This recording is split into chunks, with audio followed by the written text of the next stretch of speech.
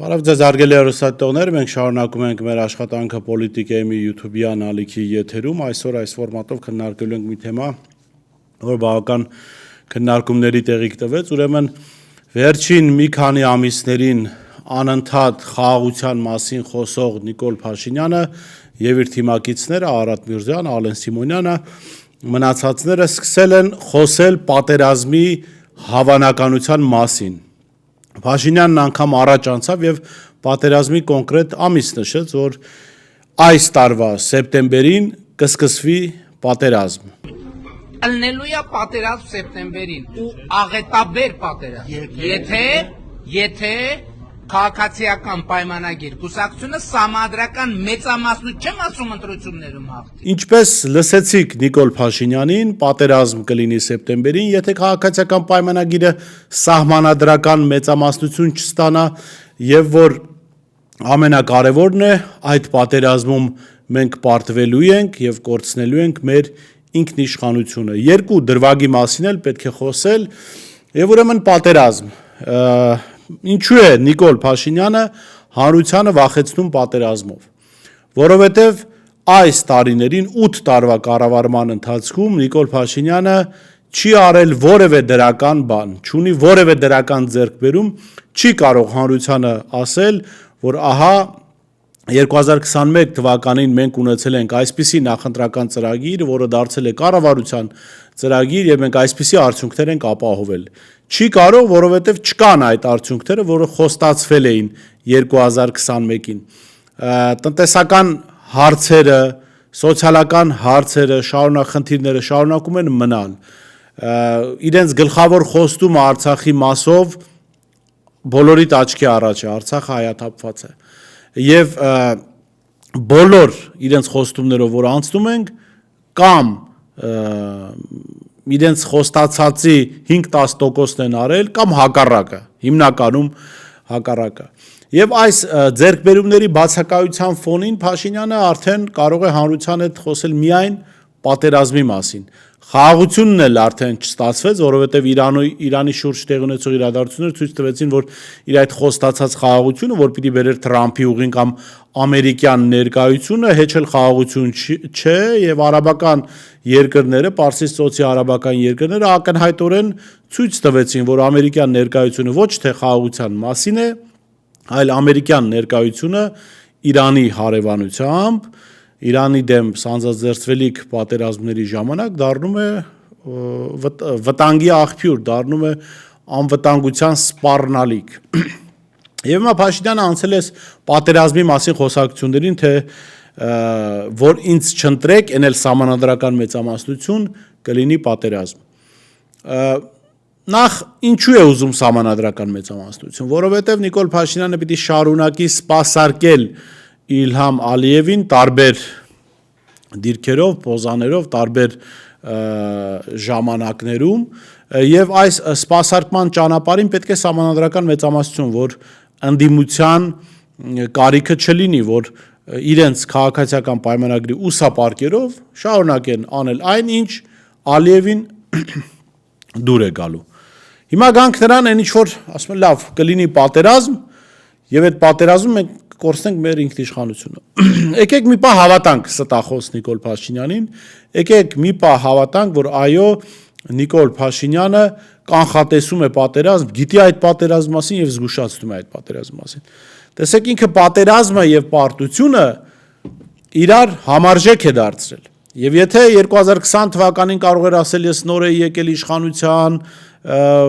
նախկինների սարքած բանակներ, հա, եւ ինչ որ մարդիկ կարող էին հավատալ,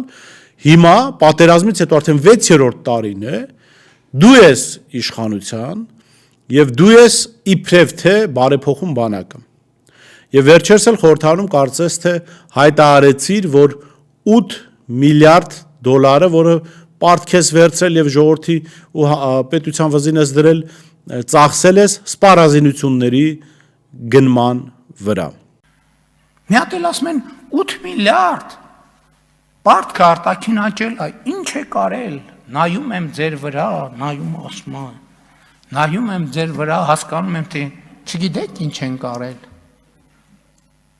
Լավ, չենք ուզում ասենք, էդ էլ ասենք, զենք են կարել։ Զենք ենք արել։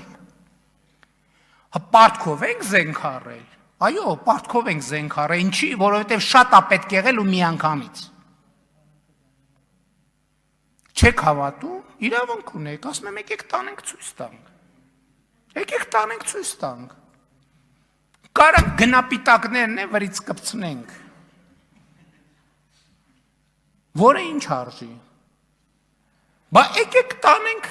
մեր բանակի զենքերն է ձեզ ցույց տանք, ձեր ժամանակվա բանակի զենքերն է ցույց տանք։ Եկեք տանենք, դնենք կողքի։ Բա եթե լսում ենք քեզ այդ 8 միլիարդը ծախսել ես, բա որ ամբողջ օրը իբր դիրքեր եք սարքում, բանակը վերափոխում եք, հնդկական զենք եք բերում, ֆրանսիական ինչ-որ ամենագնացներ եք բերում, հայտարարում եք, թե հելեն այդ զենքեր էլ ունեք, որ դրա մասին տեղյակ չեք, այ որ գաք ցույց տանք, բերանները բաց կմնա, գնում եք իբրև թե Հայաստանի համար իսկ շատ փորձագետների պնդմամբ իրականում Իրանի դեմ ամերիկյան անօթաչուներ եք բերում, որոնք նավերի վրայից են թռնում հիմնականում, ես չգիտեմ ինչ Սևանից եք, ում վրա եք թռցնելու այդ բաները եւ Սևանի նավատորմից, հա, այդ նավերից թռնող անօթաչուները, բայց մի խոսքով ասում եք, մենք 8 միլիարդը Ժողովուրդ ջան պարտքով վերցրել ենք, ձեր խնդիրները չենք լուծել, բանակի համար զենք ենք առել։ Բա այդ ինչ բանակ ես դու վերափոխել, այդ ինչ դիրքեր ես սարքել, այդ ինչ զենքեր ես գնել 8 միլիարդի, որ ինքդ էլ վստահ ես, որ քո վերափոխած բանակը սեպտեմբերին պարտվելու է։ Եթե այդքան այդպիսի բանակ ես վերափոխել, բարեփոխել, վերակառուցել, լավ կլիներ, եթե մեկը պարտվելու էր, այդ բանակը ինքնիշխանությունն էլ կորցնելու ենք ու աղետել էր լինելու, բայց այդ բանակի վրա չծախսեր այդ 8 միլիարդը, բաժաներ ժողովրդին, մեկը այդ բանակը պարտվելու էր։ Եթե բանակը 8 միլիարդ ներդրում անելուց հետո էլ անխուսափելիորեն պարտվելու ու դու դրա մասին գիտես ու տեղեկացնում ես հանրությանը, բայց ինչու եք այդ ծախսեր անում, փող եք լվանում բանակի անվան ներքո։ Ֆրանսիացիներին, հնդիկներին լավություն եք անում իրենց ռազմաարդյունաբերության մեջ ներդրումներ անելով։ Ում եք էշի տեղ դնում, եթե պարտվող բանակ է անխուսափելիորեն, քո ստեղծած վերափոխած բանակը, եւ պետք չի այդպիսի բանակ։ Պետք չի ժողովրդին պարտքերի մեջ խրել, որ իբրև թե բանակ եք վերափոխում, բայց վստահ եք, որ դա պարտվելու է այդ բանակը։ Չնայած քո օրոք չի կարող բանակը չպարտվել, կարծեմ Նապոլեոնի խոսքն է, չէ, որ հաղթելու շանս ունի, մոտավոր եմ ասում, բառացի չեմ ասում, ոչխարների բանակը, որը առաջնորդում է առյուծը եւ միանշանակ հաղթելու շանս չունի, առյուծների բանակը, որը առաջնորդում է ոչխարը։ Փոխաբերական իմաստով։ Հիմա առյուծ տղերք են մեր բանակում, մեր լավագույն հայրենակիցներն են, շարքային միջին սպայական կազմի մասին է խոսքը, գլխավոր շտաբի մասին չի խոսքը, բայց որ հրամանատարը գլխավոր ու իր նախարարներ բաները փոխաբերական իմաստով ոչխարներ են, հետ բանակը պարզավոր պարտվելու է։ Որպեսզի բանակը հաղթի, բանակը պետք է առյուծների բանակը պետք է առյուծ հրամանատարներ ունենա, ոչ թե ոչխար։ Ընդ որում թշնամիներին ծառայող փոխաբերական իմաստով ոչխարների մասն է խոսքը։ Իսկ պատերազմ չի լինելու երկու դեպքում էլ Նիկոլ Փաշինյանը հաղթի, թե Նիկոլ Փաշինյանը պարտվի։ Բացատրեմ ինչու, եթե Նիկոլ Փաշինյանը վերընտրվում է, ապա Ալիևը ինչու պիտի պատերազմ սկսի։ Նու մի տեսական շանս կա, որ Ալիևը այդ դեպքում կարող է պատերազմ սկսել, ընդ որում այդ դեպքում էլի Նիկոլ Փաշինյանը այդ պայմանավորված։ Եթե իրեն դրթեն արևմուտքից Իրանի դեմ պատերազմի մեջ մտնելու, որ իր համար աղետաբեր է, ինքը կնախընտրի ցույց տա զբաղվածություն Հայաստանի հետ պատերազմ հրահարելով Նիկոլ Փաշինյանը այդ պայմանավորված։ Ցույց տալու, որ դե այո, ես կուզեի Իրանի դեմ պատերազմի մեջ մտնել, ձեր պարտքերը վերադարձնել, հարգելի արևմուտք, որ Ղարաբաղը Արցախին տալու համար ունեմ, բայց հիմա Հայաստանով եմ զբաղվում։ Այդպիսի տեսական պատերազմ կարող է լինել։ Ուրիշ պատերազմ չի կարող լինել Նիկոլ Փաշինյանի իշխանության օրոք, որովհետև այն ինչ Ալիևը ուզում է, ստանում է։ Եվ երկրորդ դեպքում էլ չի կարող պատերազմ լինել, եթե Նիկոլ Փաշինյանը պարտվում է, որովհետև Ալիևը խելքը հացի չի կերել, ինքը սովորել է պատերազմների Հայաստանի դեմ, որը երաշխավորված է հաղթանակով։ Երբ Հայաստանը կունենա նորմալ ղեկավար, որը Ալիևի անունը ձայնը լսելիս տակը չի լցնում, Ալիևը 1000-ը կկտրի նոր 1000-ը կչափի նոր մեկը կկտրի, կմտածի արդյոք արժի պատերազմ սկսել։ Այն ժամանակ, երբ որ մենք ունենանք նորմալ իշխանություն, որը ոչ թե կլինի Միացյալ Նահանգների ու Արևմուտքի կամակատարը եւ նորմալ հարաբերություններ կունենա Իրանի հետ, Իրանը ցույց տվեց, չէ՞ որ պատերազմ սկսել կարող ես, բայց տակից չես կարող դուրս գալ։ Հիմա եթե Հայաստանը ունենա այնպիսի հարաբերություններ, որ Իրանը իր այդ անօթաչու թռչող սարքերից մի քանի հազարը տա Հայաստանին, ընդ որում ինքը տասնյակ հազարներով ունի։ Ալիևը պատերազմ է սկսելու, եթե շահեդներին այդ անօթաչուներին իսրայելական հոպը չի դիմանում, ամերիկյան աջակցությամբ, դուք կարծում եք ադրբեջանականն է դիմանալու։ Ալիևը գլուխը պատովն է տվել, այդ ժամանակ պատերազմ կսկսի։ Այո, կարող է փորձել ամրագրել այս արդյունքները, փորձել չեղարկել արցախցիների վերադարձի իրավունքը, դա էլ արդեն Հայաստանի իշխանության շնորհքն է, ինչ կստանա, ինչպես կստանա, բայց պատերազմ հաստատ չի լինելու, որովհետև Ալիևը այլևս երաշխիք չունի, որ հաղթելու է այդ պատերազմում։ Իսկ եթե երաշխիք չունի, մի պետության իշխանություն, որը հորից որդուն ժառանգականությամբ իշխանություն է ստացել եւ պատրաստվում է փոխանցել իր որդուն, իր ընտանիքի մեկ այլ անդամի, իր համար պատերազմում անգամ փոքր պարտությունը բերելու է աղետի իր ընտանիքի համար, իր այդ դիզած կարողության համար, իրենց կուտակած հնարավորությունների համար եւ որ ամենակարևորն է, ոչնչացնելու է հորից որդուն կրկին անգամ, հորից որդին իշխանություն փոխանցելու այդ մեխանիզմը։ Եվ Ալիևները լավագույն դեպքում կարող են փախնել արևմուտք կամ այլ երկիր, այլ ուղղությամբ։ Բայց Ադրբեջանում այլևս իշխանություն չեն լինելու։ Այնպես որ նորմալ իշխանության պարագայում, եթե Հայաստանում նորմալ իշխանություն լինի, Ալիևին ձեռնտու չի պատերազմ։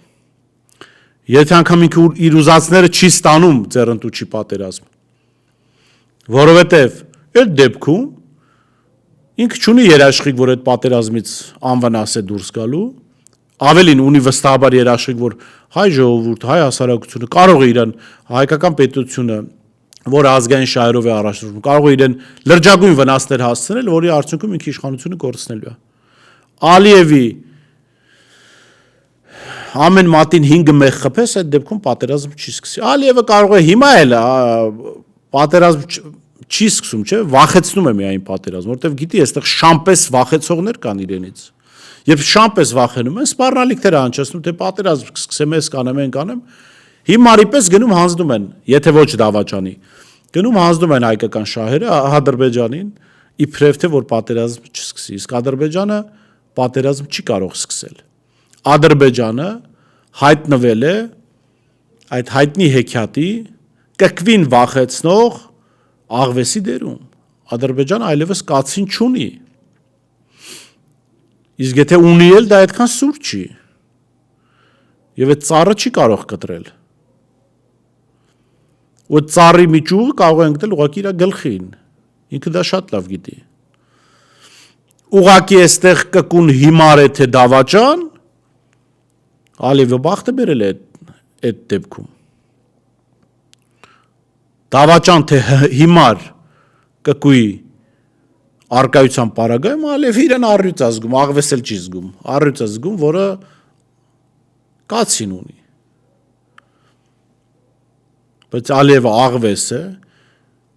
կացին չունի, եւ իրեն պետք է, որ Հայաստանի իշխանության ղեկին լինի հիմար կամ դավաճան կկու։ Ուրիշ դեպքում Ալիևը շանս չունի պատերազմ սկսելու, այնպես որ հանգիստ եղեք սիրելի ժողովուրդ, մի տրվեք Նիկոլ Փաշինյանի սադրանքներին, եթե անգամ պատերազմ կարող է սկսել, դա Հայաստանի եւ հայ ժողովրդի դեմ սկսելու է Ալիևն ու Նիկոլ Փաշինյանը։ Ուրիշ դեպքում Ալիևը նման հնարավորություն չունի։ Նիկոլ Փաշինյանը իրեն պիտի ալիբի տա պատերազմ սկսելու կամ Հայաստանի իշխանությունը։ Հիմար կամ դավաճան կկուն կարող է նման ալիբի տալ, նորմալ իշխանությունը չի կարող։ Այնպես որ հանգիստ եղեք, մի վախեցեք, Ալիևը այդքան ուժեղ չի, ինչքան Նիկոլ Փաշինյանի երազներում է։ Ալիևը այդքան դուխով չի, ինչքան Նիկոլ Փաշինյանն է պատկերացնում, եւ Ալիևը այդքան հնարավորություններ չունի, ինչքան Նիկոլ Փաշինյանն է պատկերացնում։ Լավ մնացեք, կհանդիպենք։